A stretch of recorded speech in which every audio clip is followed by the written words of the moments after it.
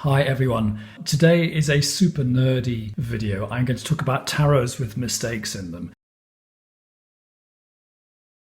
Now clearly there is no such a thing as a mistake in tarot. Tarot cards are what you want them to be. Their origins are so contested, they're so in a sense uncertain, that you can really have any old picture on the tarot card you want. You can have Marseille, you can have Rider-Waite-Smith, you can have a Rider-Waite-Smith derivative, and it's all fine, it's all fair. And you can completely reinterpret them if you want. You can do your own tarot pack. You can do an oracle pack. Just be free, be free. But I'm having a nerdy moment.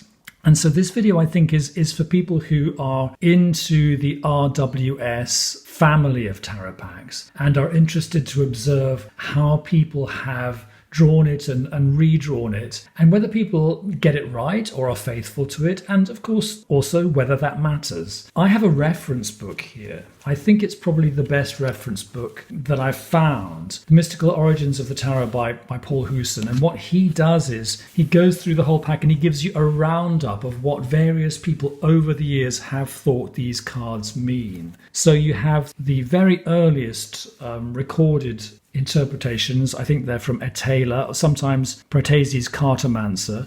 Then you have the Golden Dawn stuff, and then you have the Waite-Smith stuff. So there is clearly no right answer, but this is a very interesting book because Huson is interested in actually how the Waite-Smith was put together and whether that was in itself accurate. Now, I choose to accept the Waite-Smith because I think one has to accept something. And in the case of Paul Huson, bless him, he's made his own tarot pack based on all his research. It's called Dame Fortune's Wheel Tarot. But in a sense, it's unusable unless you only use that one because it's so unlike anything else. Okay, let's just dive in. Enough of this talk. Well, let's start with the RWS itself. Can you say that there are any mistakes in the RWS if you are an RWS fan? Well, I think you can at least talk about these things. Here we have the Six of Pentacles.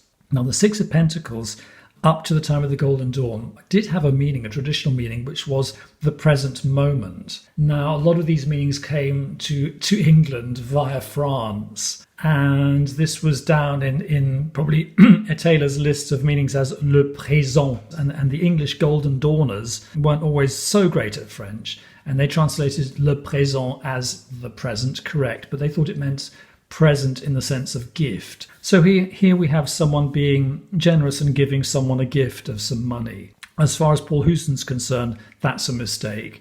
I think it's gone into the RWS and I accept it as meaning generosity and philanthropy now. It used to mean the present moment. Here's a super nerdy mistake in the RWS, and then I promise not to be so nerdy ever again. I am being silly, but can you see here she's drawn the horse so that the stomach of the horse sort of leaks into the sky. There is no line between the horse's stomach in that little bit there and the sky. I shouldn't waste your time with it, but you do see in some recolored versions the colorists actually forget which bit is horse and which bit is sky, so it becomes a bit nonsensical. I'm a great fan of the Morgan Greer, and I think it's on the whole quite faithful to the RWS meanings. But I just want to ask you something, your opinion on this. They've got, there's the Eight of Swords, very RWS, and there's the Nine of Swords. Now they've got, so it's in a sense, it's two bondage cards, and I don't mean that facetiously. I mean, they are two cards of restriction. So my question is that a mistake? Now, Paul Huson tells us that the Nine of Swords in the very old days had a sort of ecclesiastical interpretation. It meant a priest, a monk, a hermit, and then it meant good faith. And then the Golden Dawn decided that it meant despair and cruelty, dishonesty and slander. There isn't really anything in any of the traditional meanings that talks of restriction for the Nine of Swords. Whereas the Eight of Swords, even from the very beginning, it meant a difficult position, an unhappy situation, blame, condemnation, scorn. To be fair, there is nothing in the Eight of Swords traditional meanings either that means restriction. I think that is a Pamela addition. Apparently it meant for a woman, scandal spread in her respect. So Pamela sees it as a kind of like a shaming card, I think. It's a very interesting card in the RWS, and I find it very useful for divination. But that's an interesting question. Is that a mistake? No, probably not. I think both Pamela and the Morgan Greer are being creative here. Now, the Sheridan Douglas is a very interesting pack, and I'm going to do a full video about it sooner or later. It's from the early 70s, and it went with Alfred Douglas's book, The Tarot. This is a reissue. And Alfred Douglas is a bit like Paul Huson. He's a sort of tarot expert. And he was writing before the RWS had really taken over as the tarot pack. So he refers to the RWS, but he doesn't really revere it at all. And about half of his cards aren't really RWS. And I can work with this deck. I like it very much. Look, here's the Four of Swords, which is a retreat from battle scene. But there are just two cards that I find very confusing in this, and it's the two nines. We have Nine of Cups here and Nine of Coins. I mean, in a sense, that looks like the Nine of Cups, doesn't it? It's the guy who's just had a nice dinner.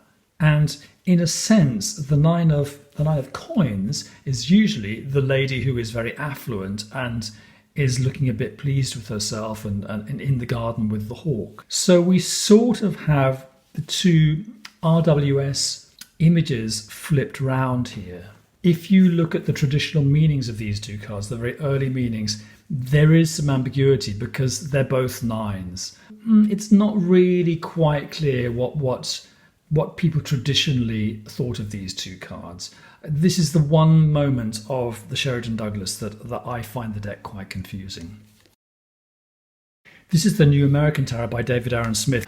He has changed the four suits. He has coins have become tablets, cups have become water bottles, fine, swords have become guns, and batons have become planks of wood. This is a very interesting art piece, this tarot. It's very beautiful, and I think it's a great artistic statement, and so I don't really want to knock it. But seeing as this video is about tarots with mistakes, I want to point out that he has here the Six of Pentacles, which he renders as the Six of Tablets. And it's just a bit strange because in the original, the guy is giving coins. And in this one, he's giving a tablet. So you end up actually, regrettably, with 7 tablets. So 1, 2, 3, 4, 5, 6, 7. And I find that really confusing. Moving on to one of my all-time favourite tarots, Radomil Boguslavski's Oculi Occultati tarot. A fantastic statement from, I think, what you would have to say, a queer artist on the subject of tarot. Very individualistic, quite crazy. I mean, huge. They're as big as a house, these cards, and very, very impractical. So we need a smaller version of these. But what I want to say is, even though I idolize this deck, there are 2 cards, and I question them here, and they have caused me embarrassment in readings, not because they're gorgeous queer cards, but because of this. That's the 2 of Cups, and that's the 10 of Cups, and so in both versions you have a lovely gay couple. They're mermen, and there they are with each other, and the difference is that here you have the lion from the 2 of Cups, and here you have the rainbow from the 10 of Cups. But normally with 10 of Cups, you have a house, and you might have children. I mean, I know that gay couples don't always have children, but you have a house, don't you? And 10 of Cups does have a feeling of home. So my criticism of these 2 cards is they look very similar. And I have had an occasion, I think, when I was doing a reading, that went down on the table, and I went off and was with a paying client, and I said, and there is the 2 of Cups. And it wasn't the 2 of Cups, it was the 10 of Cups. And that was embarrassing. So Radomil, if you're watching this for the next edition, could you add a house, please?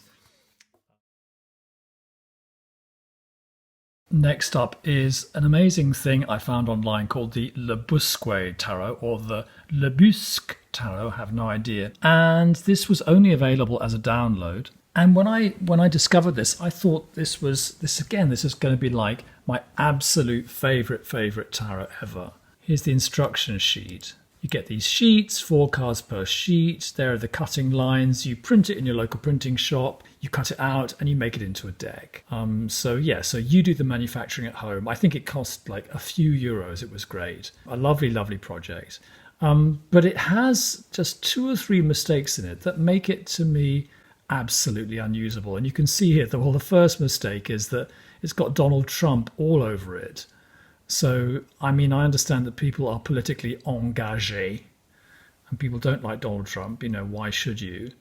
But then on the other hand, why would you want to deal with, it's like torturing yourself. Every time you get up in the morning, you check with your spirit guides what their advice is for the day, and you get a picture of Donald Trump. I think absolutely not. Are you out of your mind? The fundamental problem of this tarot is that it can't quite decide whether it's going to modernize or not.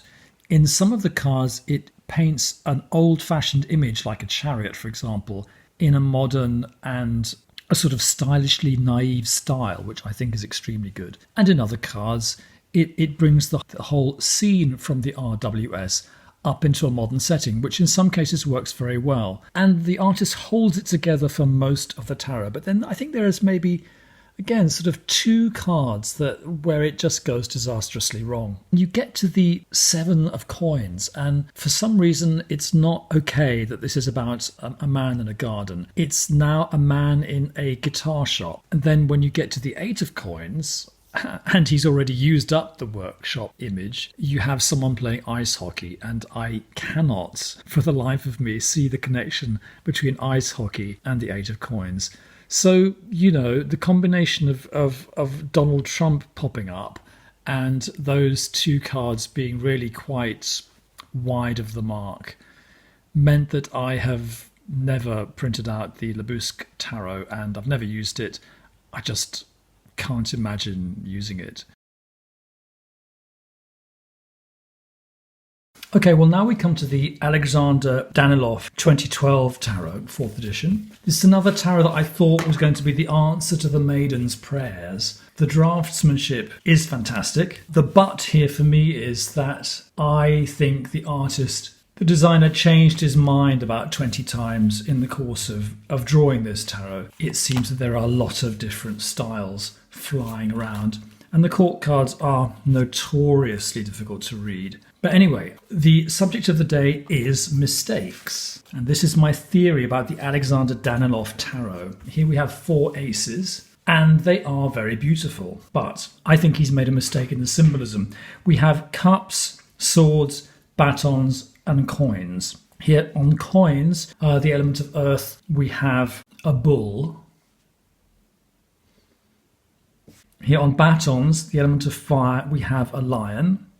So we have Taurus and Leo so far. And then for swords, Ace of Swords, the element of air, and he clearly thinks that it is air because there are clouds.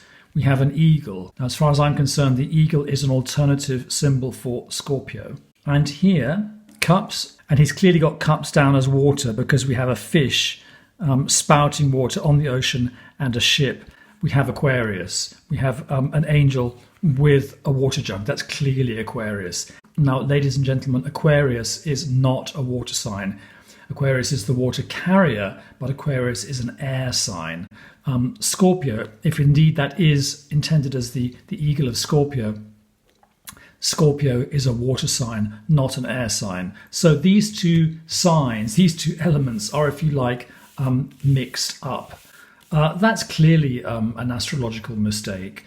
And when I'm reading tarot cards, I look at the symbolism and I take it seriously. And if there's an Aquarian symbol or a Scorpio symbol in the card, I take it seriously. But if that symbol is actually fighting with the ace in the card, how can I read that card? So sorry, no, I have to be severe about that one. It's a mistake. I have a tarot as an app. It's called the Prismatic Tarot. It's by Kelsey Showalter. And as you can see, it's graphically very splendid.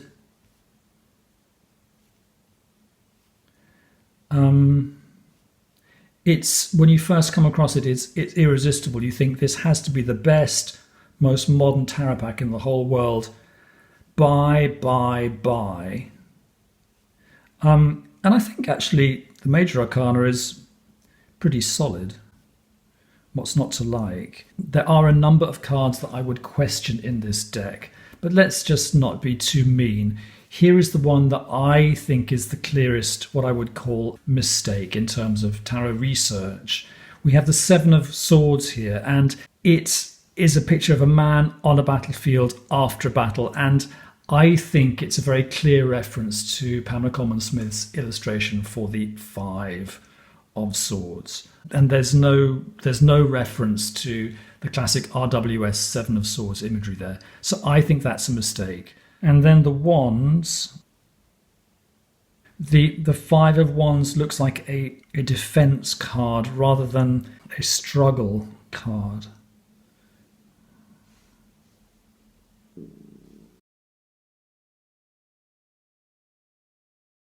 It's a nice tarot. It's great to have on your phone, but frankly, that's confusing.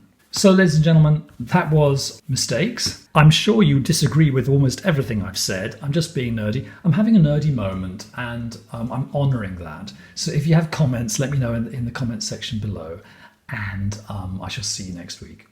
Bye.